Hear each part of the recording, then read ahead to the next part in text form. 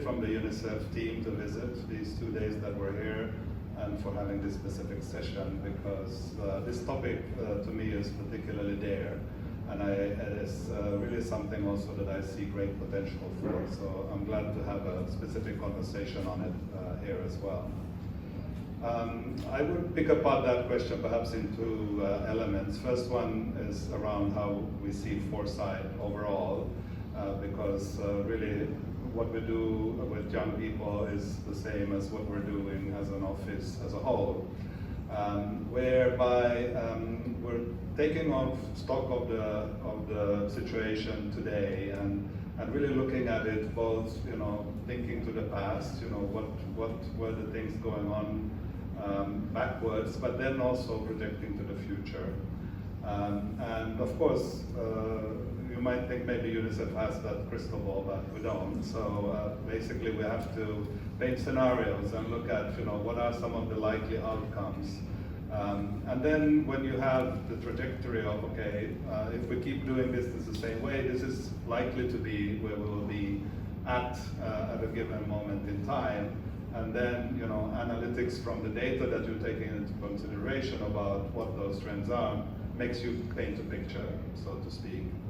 And so that's what we do, also trying to make it quite practical in a way that we can envision it.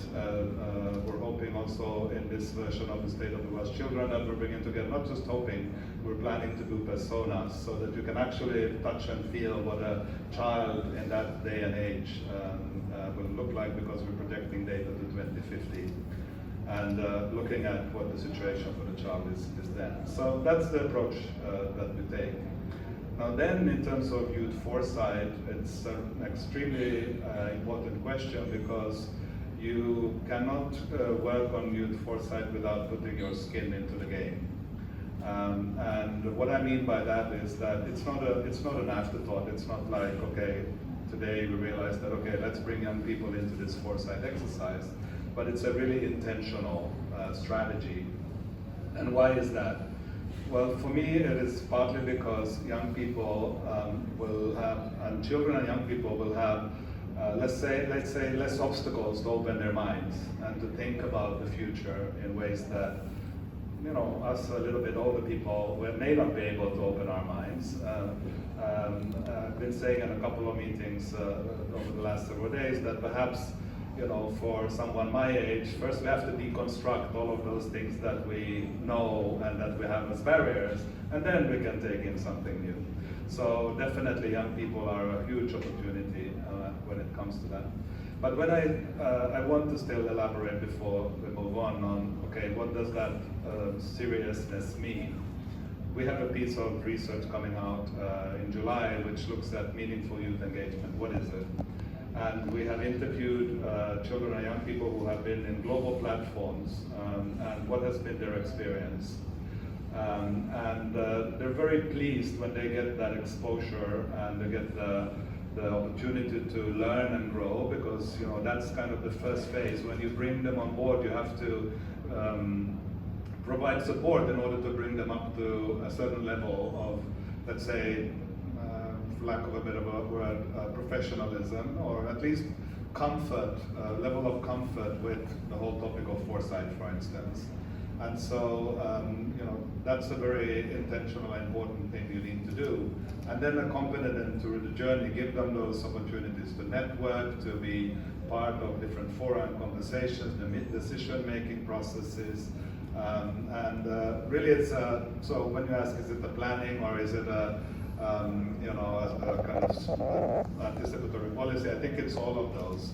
And it needs to be. So it's like a beginning to end. It's like a process, like any process, that you also intentionally bring the children and young people on board in the process. I mean, it's exciting to see how this work is serving an important need that even the UN Secretary General and governments wish to prioritize.